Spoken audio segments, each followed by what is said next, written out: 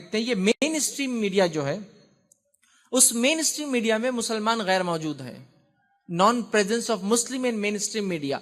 आज मुसलमानों का कोई बड़ा इंग्लिश न्यूज़पेपर नहीं देखिए आप, बताइए पूरे इंडिया में कोई बड़ा न्यूज़पेपर जिसको सब पढ़ते हो, सिर्फ मुस्लिम कम्युनिटी नहीं, सब पढ़ते हो। कोई रीजनल लैंग्वेज का ऐसा न्यूज़पेपर जो बहुत पॉपुलर हो अपने आप में? एग्जाम्पल्स कुछ हो सकते हैं, कुछ इलाकों में, हर जगह नहीं है लेकिन, ठीक। इसी तरह कोई ऐसा न्यूज चैनल या टीवी चैनल जो मुसलमानों का बड़ा पॉपुलर हो, लोग देखना पसंद करते हैं, एग्जाम्पल दीजिए आप कोई, नहीं मिलेगा। हाँ, इंटरनेशनल लेवल पर कुछ है, इंटरनेशनल लेवल पर कुछ है, लेकिन वो भी कंट्री वाइज है कि वो मुल्क में चलता है। अरबिक चैनल अरब मुल्क में चलते हैं, वो भी सब नहीं देखते हैं।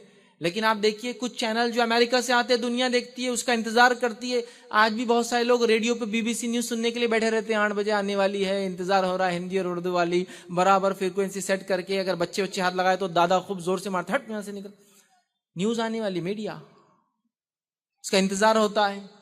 ऐसा बताइए को मुस्लिम चैनल की उसका इंतजार हो रहा है, वो पेपर के बगैर दिन नहीं गुजर रहा है, ये चैनल देख के बगैर हमारा दिन नहीं गुजरता, हमारा प्रेजेंस नहीं। याद रखिए सवाल ये, मुसलमान मेन स्ट्रीम मीडिया में क्यों उनका प्रेजेंस नहीं है?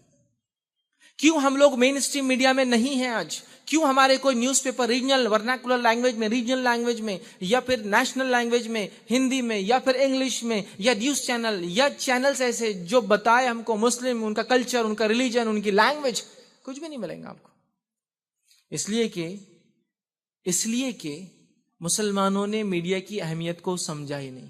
ना उन्होंने इसकी अहमियत को समझा, ना उन्होंने इसकी ताकत को समझा। और अगर आज भी इस दौर में भी अगर आप मीडिया का इन्फ्लुएंस, उसकी ताकत को नहीं समझेंगे ना, तो कल आने वाला दौर बहुत भारी पड़ेगा हम पर और हमारी नस्लों पर, हमारी जनरेशंस पर।